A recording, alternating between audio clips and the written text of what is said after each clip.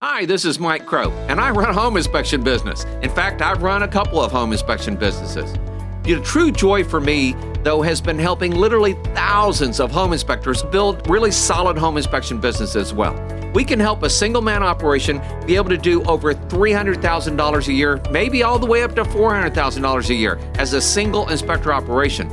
Even better for me is the 80-plus companies that we have helped be able to build million-dollar home inspection businesses. I would like to help you be able to do the same thing.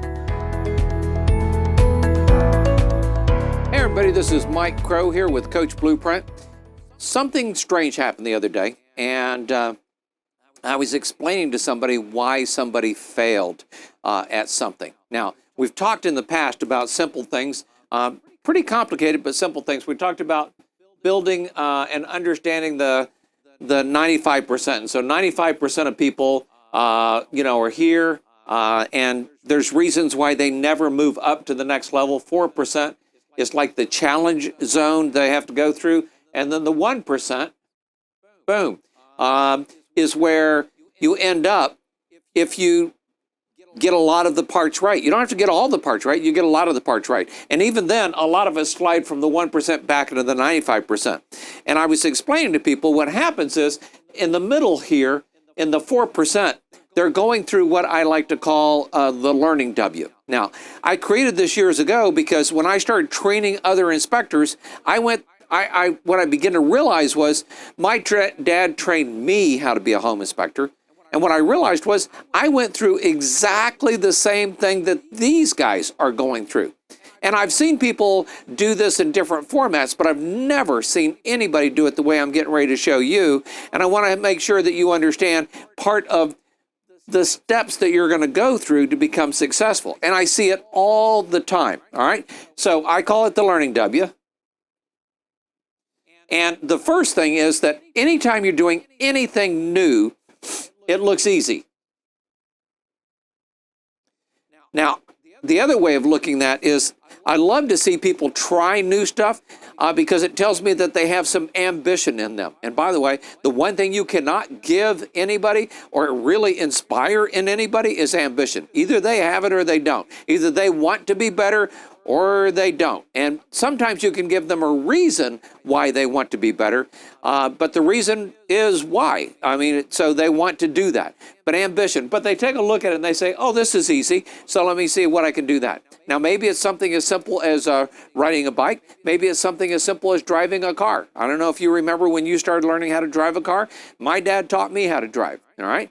Now, by the way, I took driver's education as well, but my dad taught me some other times. And I will tell you, I went through the learning W on that. Okay, this is pretty easy. Gas pedal, brake, steering wheel,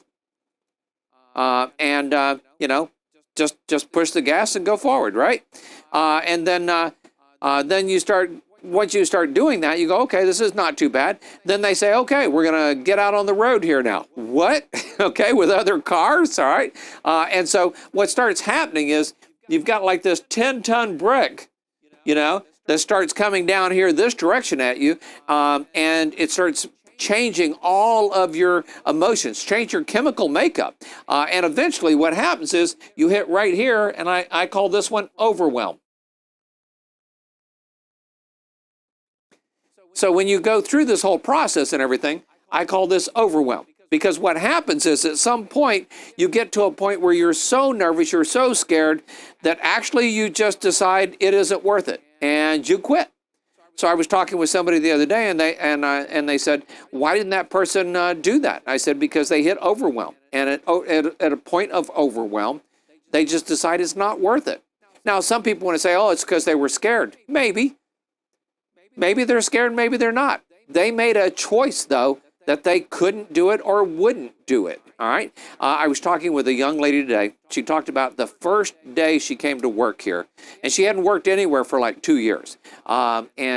She came and she literally parked in the parking lot, and she literally hit overwhelm sitting in the parking lot, okay? It's easy. I'll go get a job. Oh, it's easy. Yes, we can do this. Oh, yeah, it's easy. And then she pulled into the parking lot and she parked, and she almost left. She almost didn't come in. And then she took a moment and took a breather and said a short prayer, and she got an answer. And the answer said, "You have to try this. You have to try this." And she came in, and her life has been changed ever since then. And I told her, I said, here's the most important thing you need to remember from that. Everybody has that moment, where they pull into the parking lot, and maybe it's after they come in, maybe it's after a certain point of time they've been here even, but they hit the overwhelm, all right? And so what we want to try to do, of course, is help make sure that the overwhelm is as short as possible. Now, I will tell you that I've gone through the overwhelm a number of times. In fact, I may even show you how a lot of times we've overcome that in different directions. And then what happens is you start working your way up, like stair-stepping your way up to what we call competency. So in competency, you actually start feeling, hey, I might not be so bad at this, okay? So for home inspectors, all right, so, all of them remember their very first inspection, and they remember the training they went through a lot of cases to get there. Our inspectors, we now train them anywhere from 3 months to 6 months in about 200 homes before we allow them to even go do their first inspection. The other thing that we've learned to do because of different things is we help them get through the overwhelm long before they have to go do that first job. My dad, when we first started doing inspections, he was our first inspector.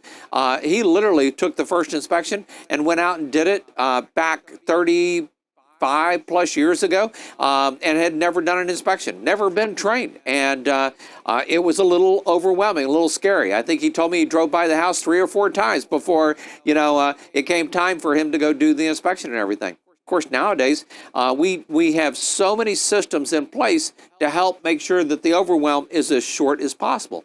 I was training an inspector at one point, and the inspector came into me, and he said, Mike, he said, I know I'm in training, and he said, I think things are going okay. He said, but I don't think I can do this. And I went, Tell me what do you mean? He goes, you see this? And he pointed to a fever blister on his lip. And I said, yeah, so it's a fever blister. He goes, I haven't had these since I was, and I don't remember, it's like, in his early 20s, or maybe it was only as a teenager. I haven't had these. And what it tells me is I am just totally overwhelmed, and I'm totally blown away. And what it tells me is I'm a nervous wreck, and I don't think I can do this. And I told him, I said, so here's what you need to know. Everybody goes through that. And he went, everybody goes through this? Yep, everybody goes through this. I think that is one of the biggest secrets of overwhelm. See, most people think it's just them. Oh, it's just me. Oh, I remember the first time I knocked on a door taking a young lady, see, I'm getting all overwhelmed just saying it, taking a young lady out on a date. I was in overwhelm, all right? It's one of those things, if I could go back and redo, I probably would, because I know so much more now. But the bottom line is you're going to go through all of these pieces.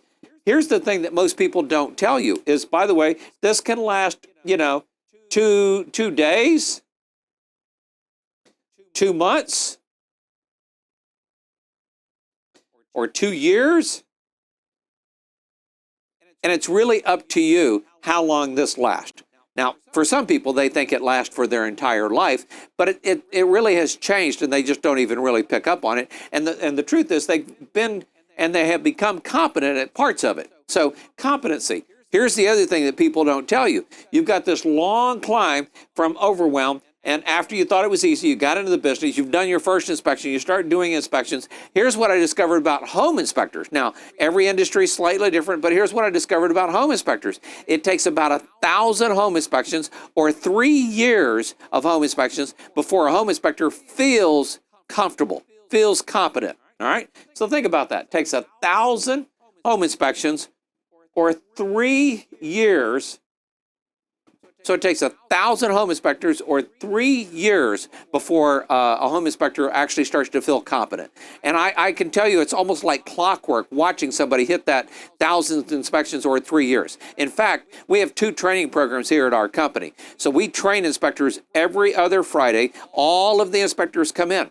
Those home inspectors that have 1,000 inspections or less, or going through training to be a home inspector, have another training on the other Fridays, the opposite Fridays every month, to try to help make sure that we're helping them through the overwhelm, making sure that we're helping them through the climb here into competency and everything. And then here's one of the weirdest things happen. So, all right, so you've been here for 3 years, maybe even 5 years, and everything seems to be going great. And what happens is now you start this slide down again, and you get to complacency. And complacency is where you think, I'm good enough, I don't have to do this. Now, I'll give you a perfect example that every adult that drives knows. If I asked you to describe how to drive from here to someplace that you go all the time, that takes 30 minutes or more, how to get there, you could probably give me an idea how to get there. And then I say, name every street and tell me how far apart this part is from this part to this part to this part to this part. And they go, I don't know. Partially because it's become a habit, okay? But partially because they're getting complacent about it. Now, I don't know about you, but I've been driving along, and all of a sudden I realized, man, I am going faster than I should be. I was being complacent about how fast I was going. Nowadays, I love it because I have this speed control on my car for the auto driver that I just turn it on and set it, and it follows the car in front of me. So I'm going the same speed as the traffic, and or I'm going slower in a lot of cases. So I build in systems to help me with that complacency, to help me overcome that complacency. And so one of the big secrets here is that competency to complacency is a two-way street. In fact, it loves to go around in circles, so going back and forth, so that you're hitting the here and here, but unfortunately you're coming back and sliding back this direction on the complacency. So you go back and forth here probably for about 10 years. So you go back from competency to complacency, you go back and forth over a period of 10 years. If you're a home inspector, this is where you buy the big item that you think you would never have missed, all right? So I, as a home inspector, I missed a roof. I missed a furnace. Actually, I don't think I've ever missed a furnace, but I missed a water heater. I missed something.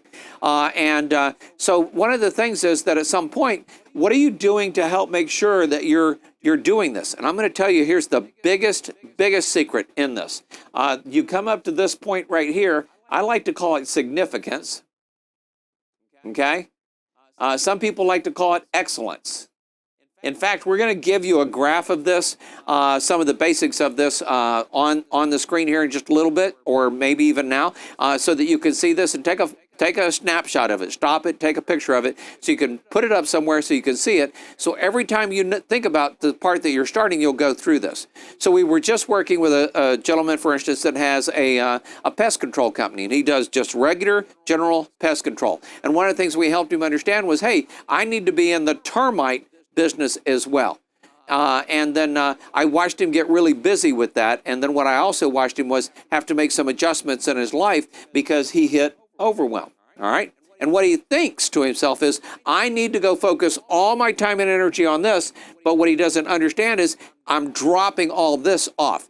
He's basically spinning plates, and he thinks he's spinning too many, so he lets some go. Or he takes some down and just sets them on the table and thinks that's cool. But unfortunately, those plates don't ever generate any more business for him or help him in a lot of other ways. So you've got easy or ambitious, okay, goes into overwhelm at some point as they're learning how to achieve this. And I've done this with every single thing I've ever learned, okay? And then from overwhelm, you start building back up into competency. Now, here's the coolest thing. If you'll get next to somebody that knows how to do it, that can teach you how they did it and what they had to do to learn to get there, that's going to help you be able to get here so much quicker, so much easier.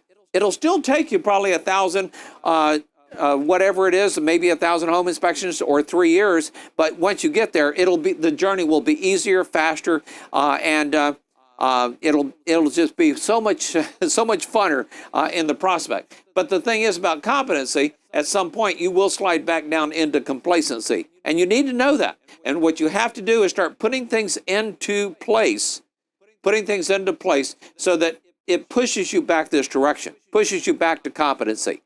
And then the biggest thing for significance and excellence is what my son likes to call the teaching difference. So the last big secret in learning anything is to go teach it to somebody. So as our home inspectors, one of the last things we ask our home inspectors to do when they're in here, going back and forth here, is we like to have them train another inspector so that that inspector can become a good inspector as well. But the teaching difference was the big difference for them. By doing that one part, they start learning why they're doing what they're doing. They start understanding, oh, there's a system here that needs to be followed. So, for instance, for years, we had a 17-point introduction that we did at every single inspection, all right? And now we have an 18-point because we've added one item. And but you know what? Every single inspection, we do it exactly the same way because it helps us avoid complacency. And so by putting into place what I like to call systems, and then teaching those people to follow the systems and giving them the resources to make sure that they can do those systems properly. This right here is my big secret to helping people get through overwhelm, but to avoid complacency, and then to help them be able to teach somebody else. Well, this is Mike Crow with Coach Blueprint. I do coaching all across North America. We'll put a link down here where you can find out more about our coaching program. If I can help you in some way, then great. If you want to teach this to somebody else, please feel free to do that. Would like to get credit for it. But you have a great day either way.